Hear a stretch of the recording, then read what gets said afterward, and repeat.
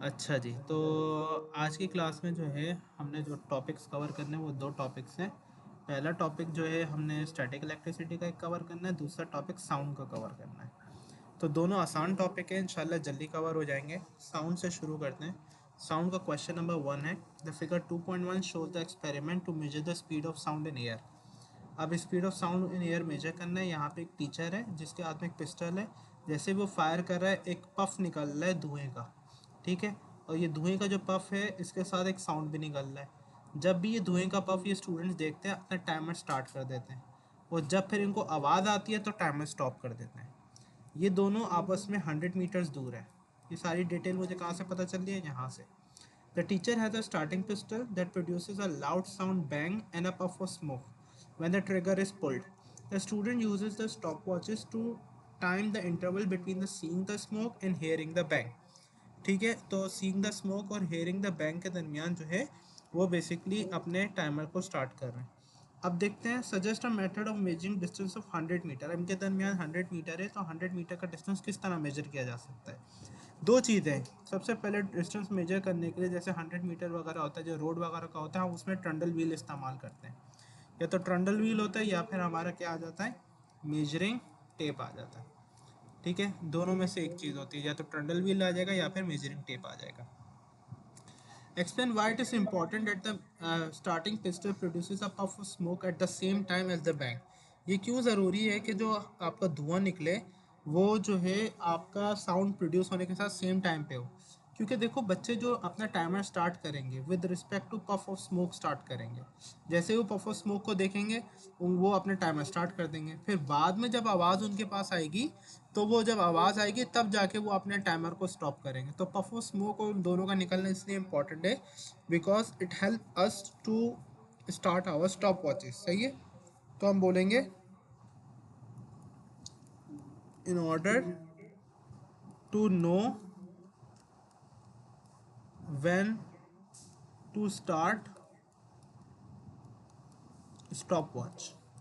कि stopwatch आपने कब स्टार्ट करनी है, इस बात को जानने के लिए of course when pistil is fired. इस बात को जानने के लिए आपने जो है पफ ऑफ स्मोक का साथ निकलना ज़रूरी है। ये दो बातें हो गई। तीसरी बात है, teacher chooses an open area well away from any building. Explain why. वो इसलिए क्योंकि ज़ाहिर है अगर बिल्डिंग्स वगैरह सामने होती हैं, कुछ चीज़ होती, तो एक्ोज वगैरह भी आ सकते थे जिसकी वजह से स्टूडेंट्स कंफ्यूज हो सकते थे, साउंड रिफ्लेक्ट करके आ सकता था। तो हमारा बिल्डिंग वगैरह के बजाय हमने ओपन एरिया क्यों चूज़ किया? Of course to avoid echoes. हम एक्ोस को अवॉइड करना चाह रहे थे इस वजह से। डी में देखा, the only 8 students manage to obtain suitable reading for time interval. Suggest 2 reason why other student reach now. मतलब 8 बच्चों ने सही टाइम लिया, बाकियों ने क्यों नहीं लिया? हर बच्चे का रिएक्शन टाइम डिफरेंट होता है, तो उनका रिएक्शन टाइम ऑफ कोर्स बहुत ही कोई हल्का टाइम होगा जिसकी वजह से वो स्टॉप को स्टार्ट करने में गलत हो गए होंगे। तो हम यहाँ पे बोल सकते हैं कि the reaction time might be slower. Reaction time might be slower. उनका रिएक्शन टाइम स्लोअर होगा। या फिर क्या हो सकता है बहुत सारे रीजंस हो सकते हैं, जैसे किसी बच्चे की आईसाइट वीक है तो उसने सही से देखा नहीं हो, या फिर किसी के साथ हेयरिंग प्रॉब्लम है, उसने सही टाइम पे जो है अपना वो नहीं करा, बंद नहीं किया। या फिर टीचर के साथ दूसरे स्टूडेंट्स का जो है डिस्टेंस अलग अलग है, यानी ये थोड़ा पहले है ये थोड़ा बाद में, एक बच्चा जो पीछे है वो ज़्यादा पीछे है, तो थोड़ा इस डिस्टेंस का भी फ़र्क पड़ रहा है।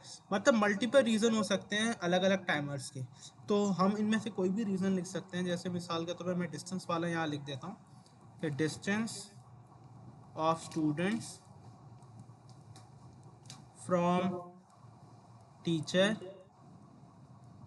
Is different. ठीक है, यह स्टूडेंट्स का जो है डिस्टेंस डिफरेंट है। आगे बोल रहा है, a different group of student does the experiment on a windy day. अब जो है ना एक और आपका एक्सपेरिमेंट हो रहा है विंडी डे के ऊपर। The wind is blowing behind the teacher towards the students. यानी विंड जो आपकी ब्लो हो रही है ना, वो इस डायरेक्शन में ब्लो हो रही है, और साउंड भी आपका किस डायरेक्शन में जा रहा है? इसी डायरेक्शन में जा रहा है। तो ऑफकोर्स जब विंड इस डायरेक्शन में ब्लो हो रही है, साउंड भी इस डायरेक्शन में जा रहा है, तो अब जो क्या होगा, अब जो जो ग्रुप ऑफ स्टूडेंट होगा उसको साउंड जो है वो क्विकर सुनाई देगा। ये कॉमन सेंस की चीज़ है। तो लिखा हुआ है what will be the effect of the wind on the values of speed of sound.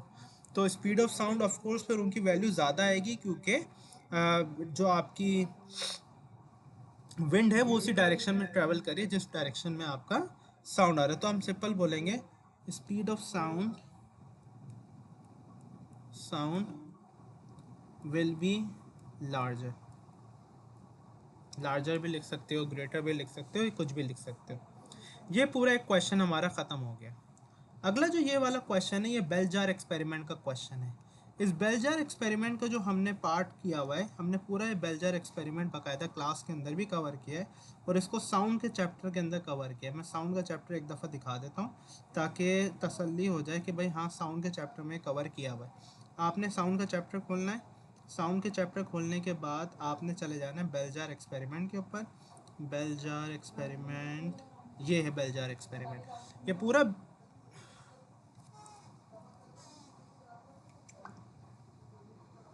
या अल्लाह।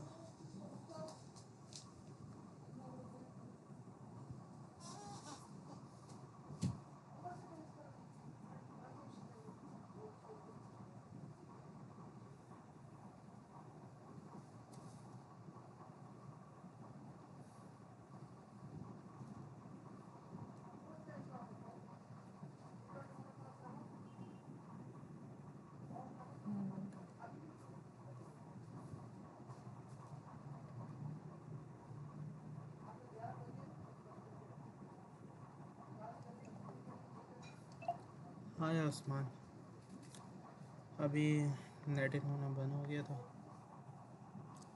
नेट को वापस कनेक्ट कर रहा हूँ। एक तो हो गया हमारा ना, मैं बस बेल जार एक्सपेरिमेंट वाली चीज़ दिखा दूँ। क्वेश्चन नंबर 2 कवर हो जाएगा इसमें, ठीक है। उसके बाद जो है आपका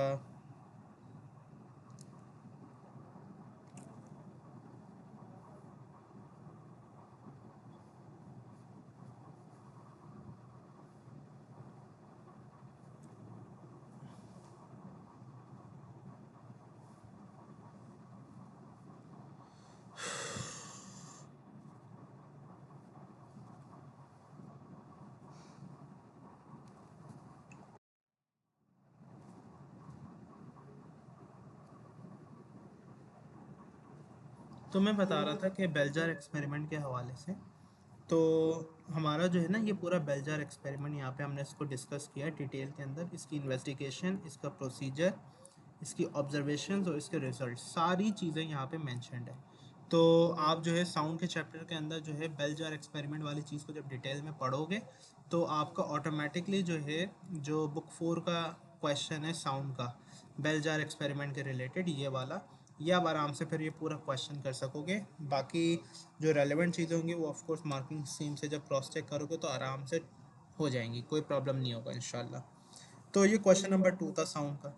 अब मूव कर जाते हैं हम आखिरी चीज़ के ऊपर आज की, that is the static electricity. Static electricity की अगर हम बात करें तो स्टैटिक इलेक्ट्रिसिटी का एक क्वेश्चन है आपका, ठीक है। और स्टैटिक इलेक्ट्रिसिटी का एक क्वेश्चन हम कवर अप करते हैं।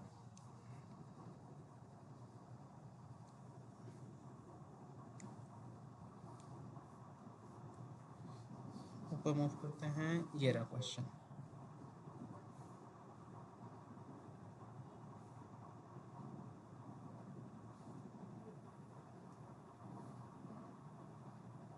अब स्टैटिक इलेक्ट्रिसिटी में जो ये क्वेश्चन है आपका, क्वेश्चन बोल रहा है an experiment is perform to demonstrate the repulsion of like charges.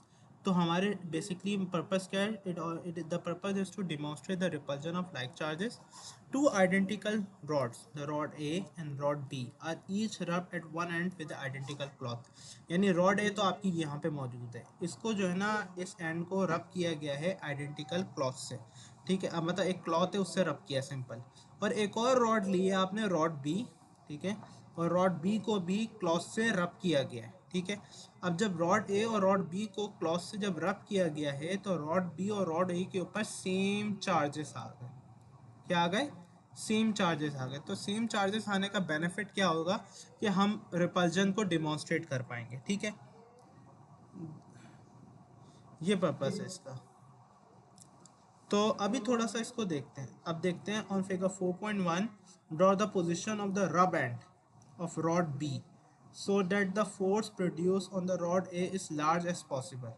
अब यहाँ पे बोल रहा है कि रॉड बी को जो है हम किस तरह से बेसिकली हमने ड्रॉ करना है, rod end of the rod B, हमने रॉड बी का एंड ड्रॉ करना है इस तरीके से कि हमारे रॉड ए के जो है ना उसके ऊपर फोर्स आपकी लार्जेस्ट हो, ये पर्पस आपका।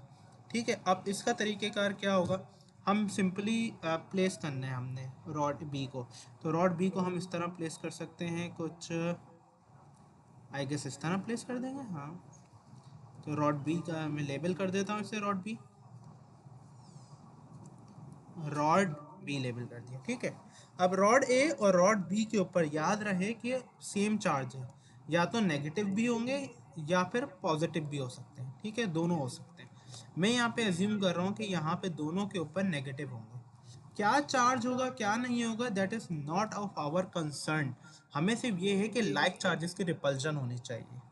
वो आपसे पूछेगा भी नहीं, अगर आपसे पूछना भी होता तो वो आपको बताता। ठीक है, कभी आपसे नहीं पूछेगा कि भाई नेगेटिव बनेगा या पॉजिटिव बनेगा, आप कुछ भी लिख सकते हो। Describe and show figure 4.1 the direction in which the rod A will move. अब जाहिर है इन दोनों के दरमियान हो रही है रिपल्जन। अब जब इन दोनों के दरमियान रिपल्जन होगी तो रॉड ए क्या करेगा, रॉड ए इस डायरेक्शन में मूव कर जाएगा। ठीक है, तो रॉड ए हमारा इस डायरेक्शन में मूव कर जाएगा, हमने ड्रॉ कर दिया। तो अब हम सिंपल ये भी बोल सकते हैं कि एक्सप्लेन कर, हमने डिस्क्राइब कर दिया, डिस्क्राइब करना है और शो तो कर ही दिया हमने। तो हम बोलेंगे कि and of rod A, and of rod A moves away, moves away. ठीक है, और या फिर ये बोल सकते हैं टर्न्स अवे। टर्न्स अवे का वर्ड बेहतर है। बाय द वे एक छोटी सी सजेशन ये है कि आपको इस तरह करना चाहिए, थोड़ी सी होशियारी से काम लेते हैं। होशियारी से काम ये लेते हैं कि चूंकि ये दोनों प्लास्टिक रॉड हैं तो इस, अब ये वाला जो पार्ट है ना इसका, ये रब एंड है। तो हम काम ये करते हैं, क्योंकि ये रब एंड ये वाला पार्ट है, चार्जेस इस तरफ नहीं आएंगे क्योंकि प्लास्टिक रोड है। अगर मेटल होती तो चार्जेस इक्वली स्प्रेड आउट हो जाते, लेकिन चूंकि नॉन मेटल है तो चार्जेस इक्वली स्प्रेड आउट नहीं होंगे। तो हमें रॉड बी को यहाँ पे मूव करना चाहिए। पहली चीज़ तो ये हो गई। दूसरी चीज़ हो गई, अब जब ये यहाँ पे रिपल्जन होगी तो हमारी जो डायरेक्शन ऑफ रोटेशन होगी वो इस तरफ हो जाएगी। अच्छा, मेरे ध्यान में था कि दोनों मेटालिक है, लेकिन थोड़ा सा मैंने गौर किया ना तो अभी मुझे अंदाज़ा हुआ कि ये दोनों प्लास्टिक है, दोनों के दोनों। तो प्लास्टिक का मतलब ये हुआ कि अब आपका इक्वली स्प्रेड आउट नहीं होगा। एक जिस साइड पे आप रब कर रहे हो सिर्फ वही वाली साइड चार्ज रहेगी, दूसरी साइड चार्ज नहीं होगी। और जब इस साइड के सामने दूसरी रॉड लेके आओगे तो ऑफ कोर्स रिपल्जन की वजह से आपका वो हो जाएगी, रोटेट हो जाएगी। पहली चीज़ तो ये हो गई। आगे बात करते हैं। Explain why the rod are rub with the same material cloth. अब सेम मटीरियल क्लोथ क्यों रब कर रहे हो भाई? सेम मटीरियल क्लोथ से इसलिए रब कर रहे हैं क्योंकि अगर हम सेम मटीरियल क्लोथ से रब करेंगे दोनों रॉड्स को, रॉड ए रॉड बी को, तो दोनों के ऊपर जो है सेम चार्ज आएगा, क्योंकि हमें चाहिए लाइक चार्जेस। रिपल्जन दिखानी है हमें किसके दरमियान, लाइक चार्जेस के दरमियान। तो हम ये चाहते हैं कि दोनों के ऊपर सेम चार्ज आए, इस वजह से हम सेम मटीरियल करेंगे। तो हम बोलेंगे in order to make sure both rod gets same charges। Okay, दोनों रॉड जो है उसके चार्जेस सेम हो, so that they can repel each other, they can repel each other. एक तो ये चीज़ होगा। सी पार्ट, आखिरी पार्ट है आज का। The rods are left on bench for a day after rubbing. अब इन्होंने क्या करा था, रब करके इन्होंने क्या करा, बेंच के ऊपर रॉड को ऐसे रख दिया। Explain why the experiment does not now work. अब अगर आपने कई दिनों के लिए बेंच के ऊपर उस रॉड को रख दिया है तो सवाल ये पैदा होता है कि अब ये रॉड को अगर हम इस तरह के कई दिनों बाद जब ये एक्सपेरिमेंट दोबारा करने की कोशिश करेंगे तो ये एक्सपेरिमेंट इफेक्टिव क्यों नहीं होगा, ये एक्सपेरिमेंट क्यों नहीं होगा। ठीक है, why the experiment will not work. क्योंकि कॉमन सेंस की बात है, जब इतने दिनों तक जो है आप बेंच के ऊपर इसी तरह से रॉड्स को रख दोगे तो रॉड के ऊपर जो चार्ज आपका आया वो चार्ज ख़त्म हो जाएगा। ठीक है, तो आप यही बोलोगे कि चार्ज तो आपका लॉस हो जाएगा, ख़त्म हो जाएगा। तो जब लॉस चार्ज ही ख़त्म हो जाएगा तो रिपल्जन किस बात की होगी? तो यही चीज़ आपने मेंशन करनी है। When left on bench for such a long time the rods rod क्या करेंगे? The rod will lose their charges and they won't repel। सही है भाई, सिंपल सी बात है। वो रॉड जो है चार्जेस को लूज कर देंगे जिसकी वजह से वो रिपेल नहीं करेगा। इसके और भी आंसर, कुछ अच्छे अच्छे आंसर मार्किंग स्कीम में भी हो सकते हैं, तो वो थोड़ा सा देख लेना। जैसे charges dissipated, charges leaks into air, charges lost हो जाता है, या चार्ज डिक्रीज हो जाता है, ये सारे आंसर एक्सेप्टेबल हैं। 1 मार्क इन सब के ऊपर मिल सकता है आपको। तो आज के लिए इतना ही है, ठीक है। अगर कोई क्वेश्चन है तो पूछ सकते हो, otherwise all is well, all good है। You are allowed to leave. Thank you so much for joining.